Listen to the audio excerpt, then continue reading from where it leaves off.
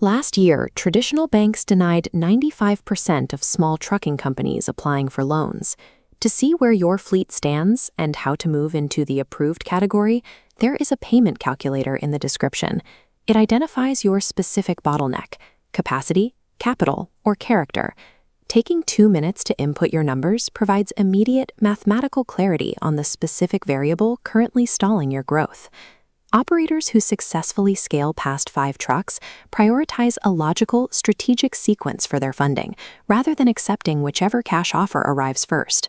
Taking fast cash today creates a liquidity bridge for payroll or fuel, but it often creates a permanent barrier between your company and the low-cost bank capital required for long-term expansion.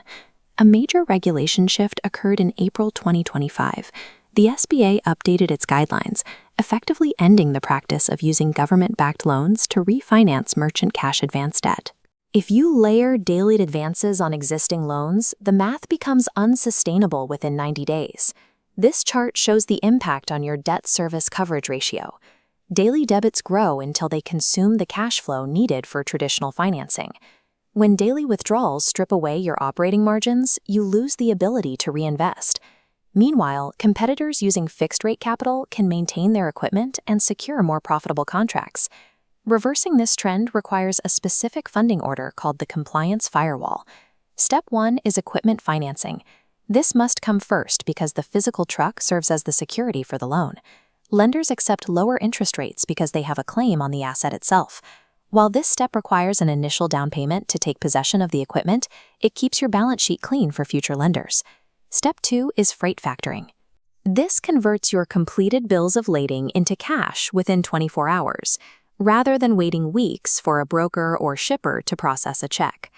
Factoring costs a small percentage of the invoice, but since it is legally an asset sale, it does not count as debt when you apply for a larger bank line later.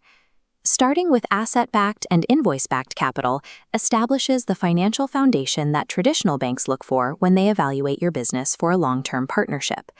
With that foundation in place, you can move to Step 3, a revolving line of credit, and finally Step 4, which is a long-term SBA-7A loan. This specific order provides the volume of capital needed to scale past 5 trucks and build a multi-unit fleet. To reach this stage, you must provide 3 years of consistent tax returns and prove your bank statements are free of daily MCA withdrawals. If you are planning to scale your fleet this year, subscribe now to see the specific requirements for each of these tiers. The objective of this sequence is to move away from expensive, short-term cash and transition into the government-backed capital that sustains the largest fleets in the country. Preparation for this capital involves 3 steps: documenting your current cash flow, calculating your specific funding requirement, and organizing your tax records. You can navigate this through BusinessLoan.Directory, connecting trucking owners to a marketplace of over 75 lenders. It takes about 2 minutes to input your data, and the system filters for industry-specific lenders without requiring a hard credit pull during the initial matching phase. During this process, you will likely encounter a consolidation offer from a broker. This is a common trap designed to look like a solution. These deals often bundle your existing debt into a new product with a higher daily debit, keeping toxic repayment activity on your statements for another year. This resets the SBA's 3-year eligibility clock. For a typical fleet, delaying the move to bank rates by an extra year can cost $25,000 in unnecessary interest. Rejecting these predatory consolidation offers and working with trucking specialists is the only way to keep your compliance firewall intact. A year from now, your balance sheet is clean and you have a verified DSCR of 1.42. Your bank approves an SBA 504 package for $850,000 to move your operation into its own facility. Following that approval, 2 pristine new commercial tractors arrive on your lot to handle the increased contract volume. You are now servicing $13,000 in monthly debt, but the increased capacity is netting the business $40,000 in monthly profit. Disciplined capital sequencing replaces the chaos of daily debt with a predictable, scalable business model.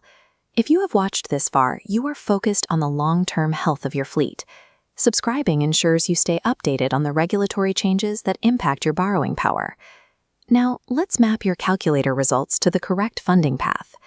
If you identified a capacity block, you have the work but not the trucks. Equipment financing is the specific tool you need to deploy.